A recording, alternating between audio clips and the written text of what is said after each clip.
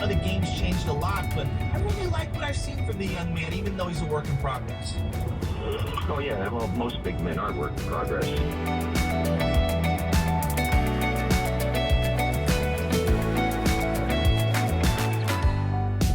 So today we're at O'Donnell's house, and it's exciting. It's workshop day. One of the things we really like doing is the team workshops. It's always great to be able to interact with other athletes and for us to give insights on so many things that's going on beyond the sport, off the court, off the ice, and off the field. With COVID, we're doing them all remotely and via Zoom. So it's challenging in one aspect that there's no interaction. And I think that's what a lot of us, I know especially in the sports industry, are missing.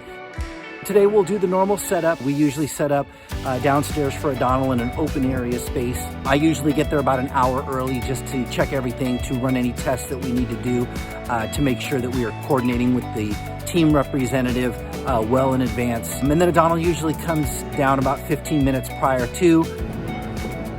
Morning, morning.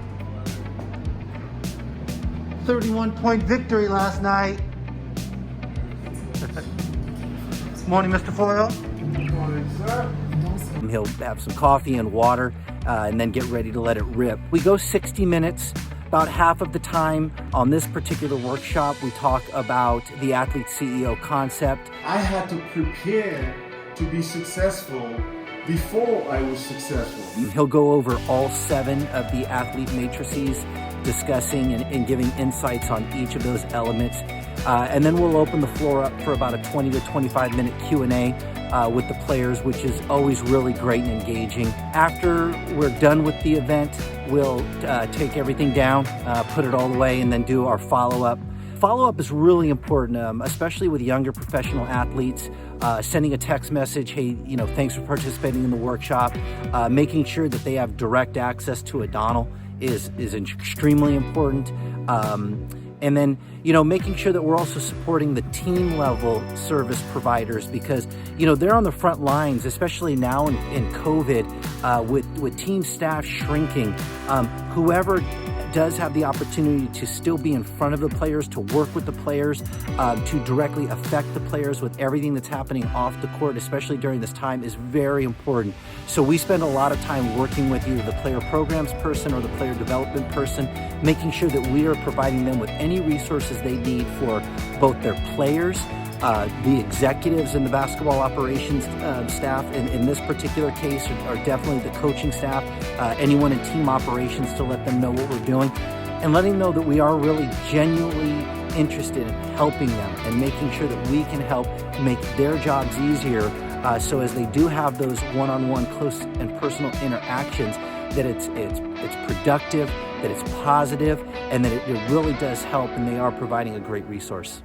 I have friends that I grew up with when I came to the States that had been dealing and managing finance in the families for all their lives, right? But I didn't. That wasn't something that I came with. So I had to learn really quickly that I had to prepare to be successful before I was successful.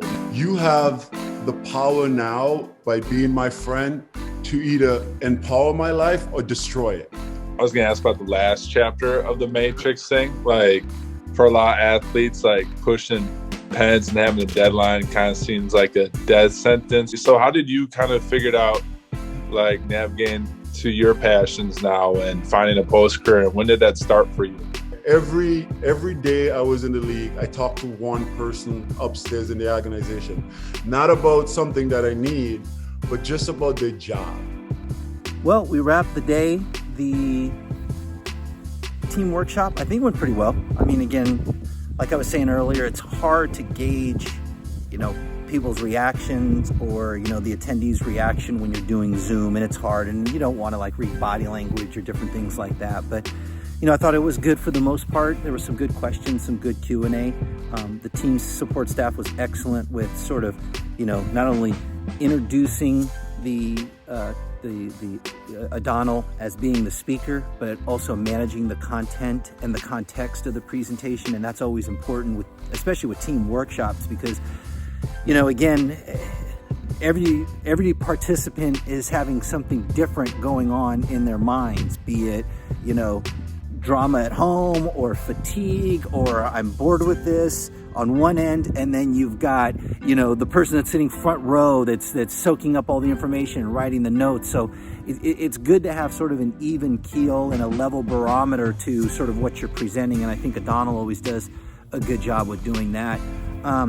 We had a nice recap at the end, which is always important to sort of talk about not only the presentation and how O'Donnell did, but how receptive the audience was.